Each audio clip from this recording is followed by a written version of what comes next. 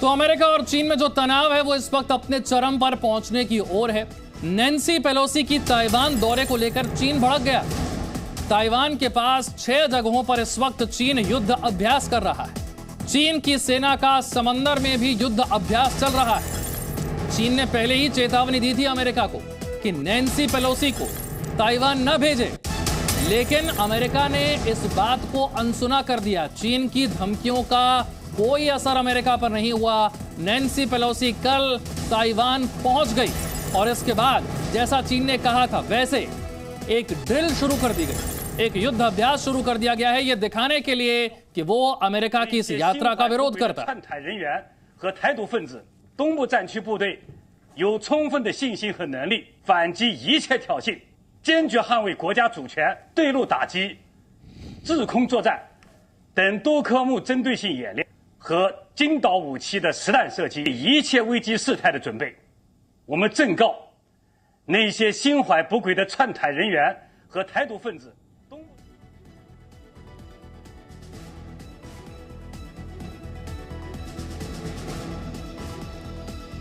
तो Nancy Pelosi का स्वागत, लेकिन चीन में हाय तौबा मची हुई है।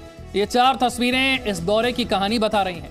ताइवान के दौरे पर नैन्सी पेलोसी हैं और अमेरिकी जहाज जो हैं वो भी दक्षिण चीन सागर में तैनात हो गए हैं। और चीन ताइवान तनाव से जुड़ी हुई जो दूसरी बड़ी खबर है वो आपको बता दें। अमेरिकी कांग्रेस की स्पीकर नैन्सी पेलोसी ताइवान की राजधानी न्यू ताइपे में ताइवान की संसद पहुंच गई। संसद में उन्होंने ताइवान संसद के डिप्टी स्पीकर से मुलाकात की और इस मुलाकात के दौरान नैन्सी पेलोसी ने कहा कि ताइवान का अच्छा दोस्त बताना ये बात अमेरिका के लिए बड़े सम्मान की बात है। नैन्सी ने कहा कि हमारा यह दौरा मानवाधिकारों, व्यापार और सुरक्षा के लिहाज से खास है।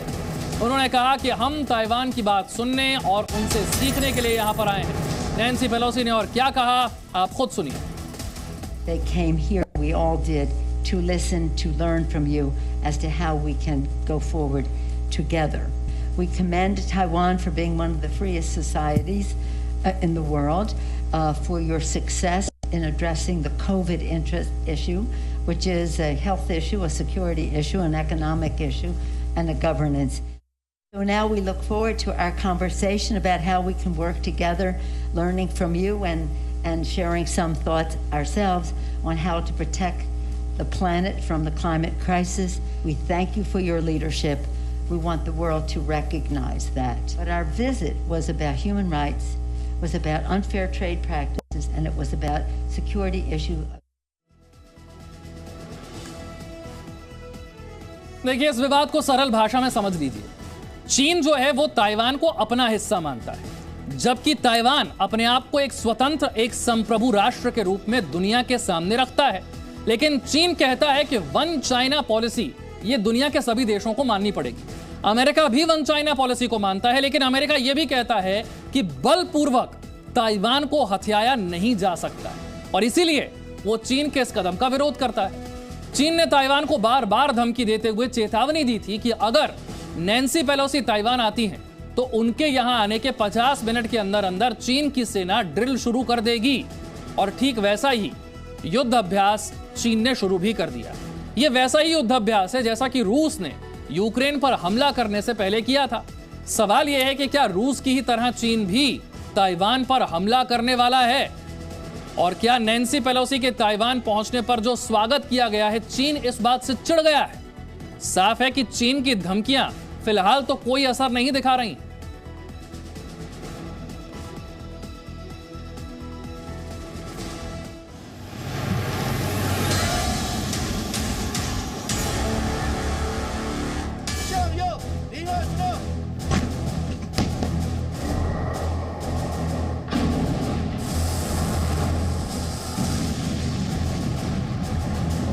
पॉलिसी पहुंची ताइवान, भड़का चीन।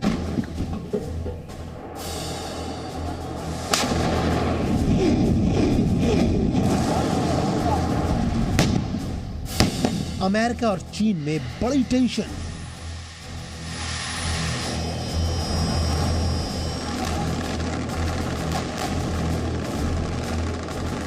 चीन की ताइवान से टक्कर तय।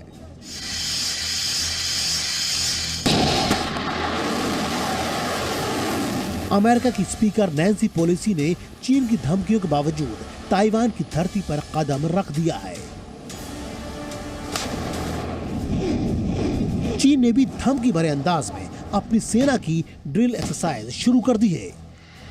चीन के 21 मिलिट्री एयरक्राफ्ट आइलैंड के air defence identification zone ADIZ में पहुंच गए हैं। ग्लोबल टाइम्स के मुताबिक J-20 स्टील्थ फाइटर जेट्स ने ताइवान को घेरने का काम शुरू कर दिया है। बस इंतजार है एक आदेश का, और आदेश मिलते ही चीनी सेना फुल एक्शन मोड में आ जाएगी। चीन ने धमकी दी थी कि अगर पेलोसी ताइवान की धरती पर पहुंचेगी तो चीन 50 मिनट के भीतर ही ताइवान के आसपास सैन्य ड्रिल शुरू कर देगा। इसके बाद कुछ भी संभव है, यानी चीन के निशाने पर सीधे सीधे ताइवान होगा। चीन ने CCTV के जरिए भी अपनी आपत्ति जताई है।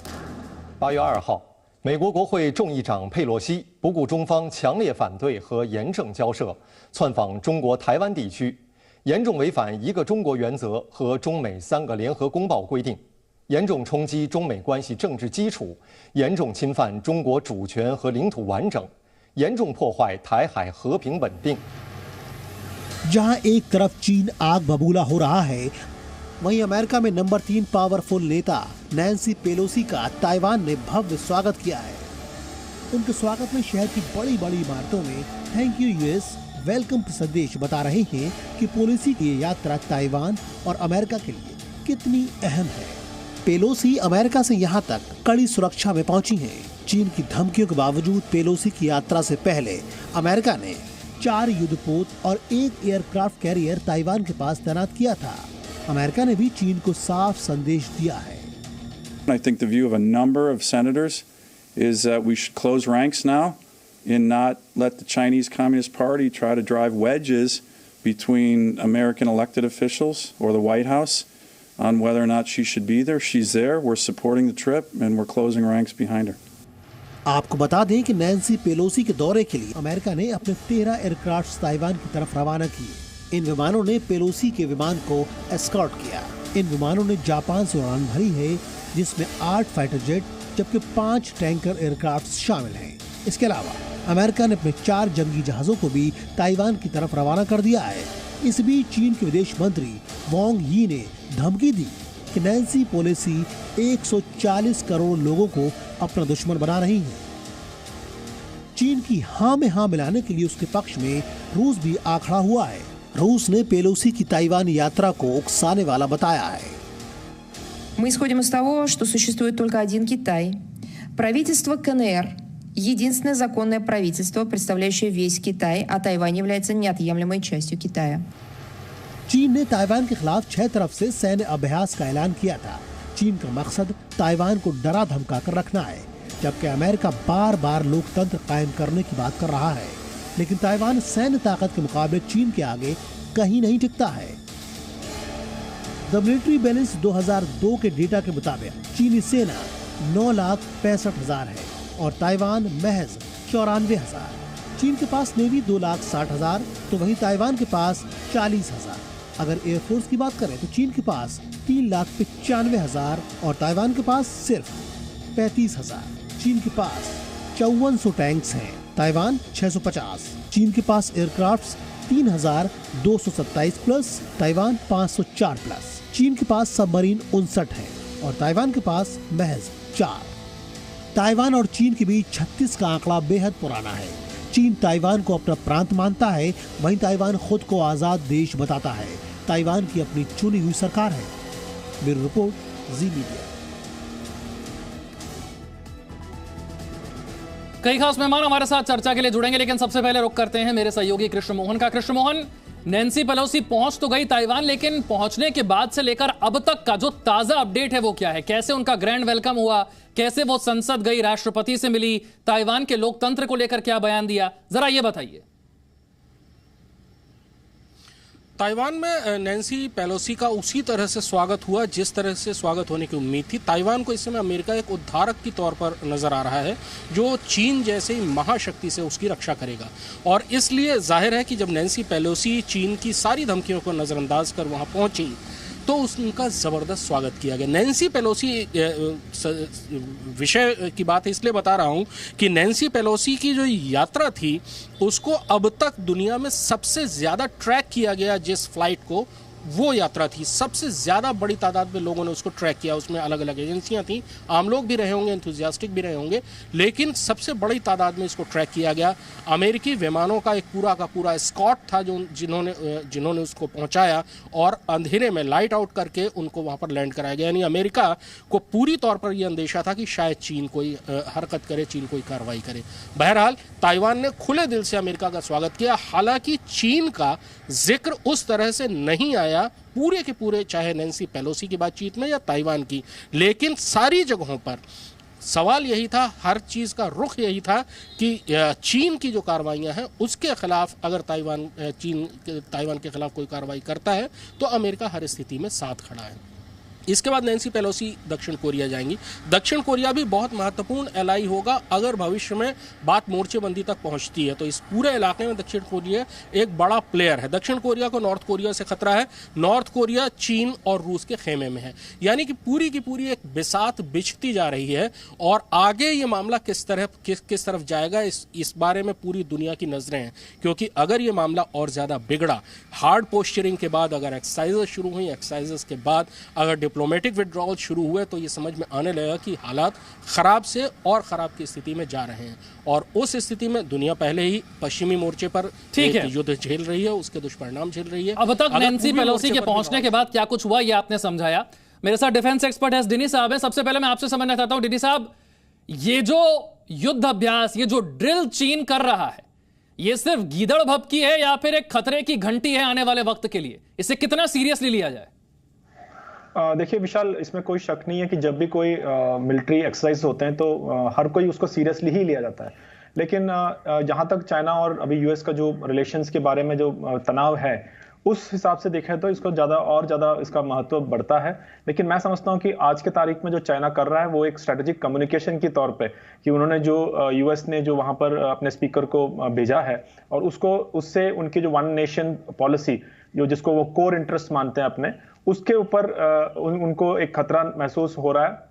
और उसको दिखाने के लिए, उसकी जो उनकी जो आशंकाएं हैं, उसकी जो एंग्विश है, उसको दिखाने के लिए ये जबरदस्त एक्सरसाइज करने की कोशिश कर रहे हैं।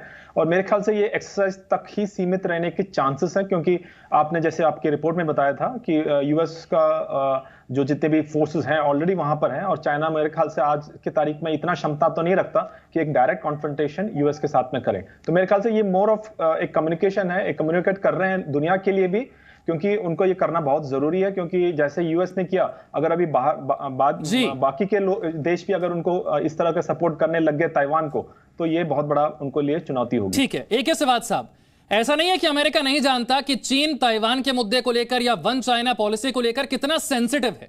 उसके बावजूद अगर नैन्सी पेलोसी को ताइवान भेजा जाता है तो मकसद क्या है, संदेश क्या देना चाहता है अमेरिका?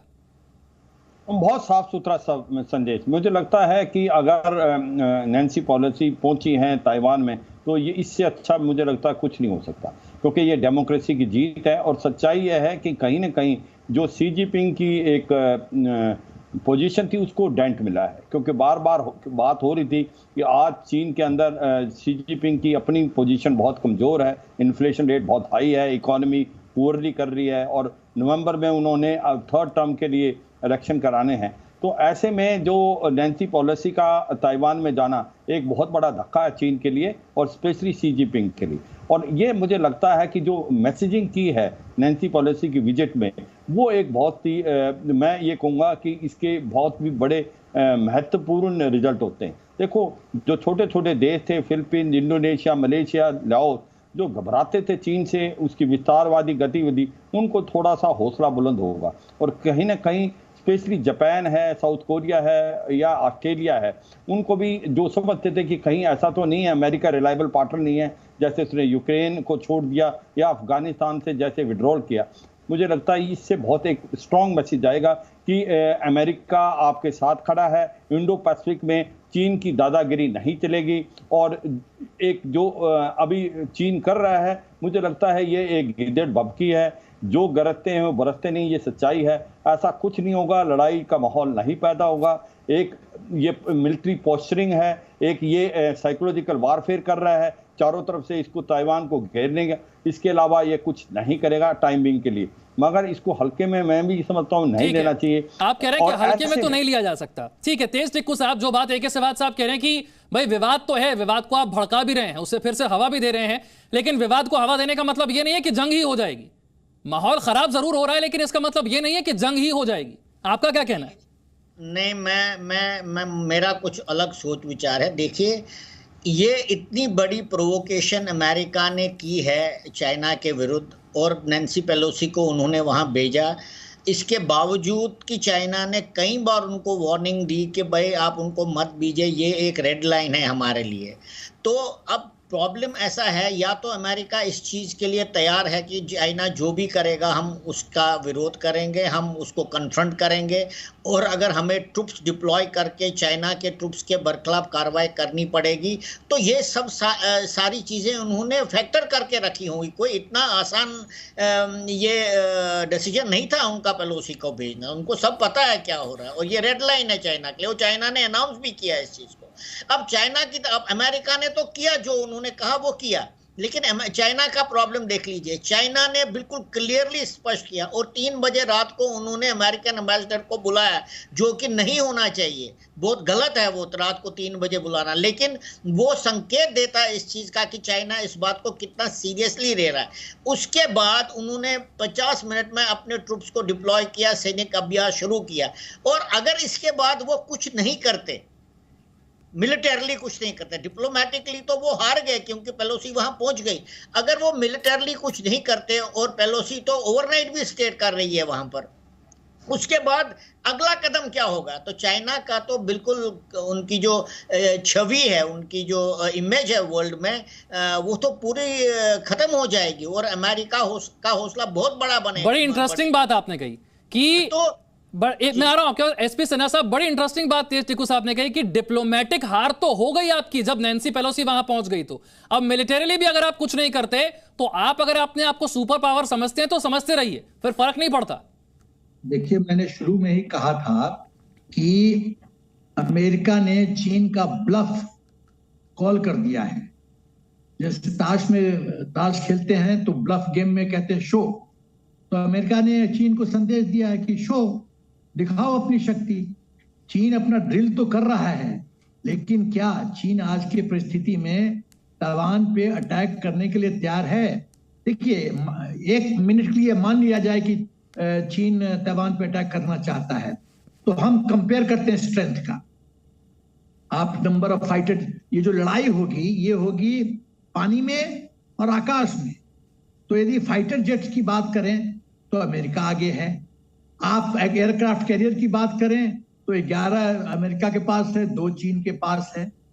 आप सबमरीन्स की बात करें तो by and large same figure है, थोड़ा सा चीन आगे है। तो लेकिन जो हवा में और पानी में अमेरिका तो आगे है। दूसरी बात है, चीन वहां लड़ाई लड़ेगा तो अकेले लड़ेगा, और अमेरिका के साथ तो जापान है, ऑस्ट्रेलिया है, साउथ कोरिया है, तो इसके तो इतने मित्र हैं ताइवान के। एक और बिंदु, क्या जिस परिस्थिति में आज चीन है, आर्थिक व्यवस्था डमाडोल हो रही है, बैंक से लोगों को पैसा मिल नहीं रहा है, और जहां जितना चीन ने लोगों को लोन दिया है BRI में उसको लॉस हो रहा है, चीन का जो GDP वो डिप कर रहा है, इन्फ्लेशन बढ़ रहा है, प्रेसिडेंट जी के खिलाफ माहौल बिगड़ रहा है चीन के अंदर, इतने फ्रंट खुले हुए हैं। उसके बाद एक एडिशनल फ्रंट चीन खोलना चाहेगा। यदि थोड़ी भी सेटबैक हुई ताइवान के अटैक के परिप्रेक्ष्य में, तो प्रेसिडेंट जी जानता है कि वो सत्ता में नहीं रहेगा, कुर्सी में नहीं रहेगा। क्या वो इतना बड़ा गैम्बल खेलेगा?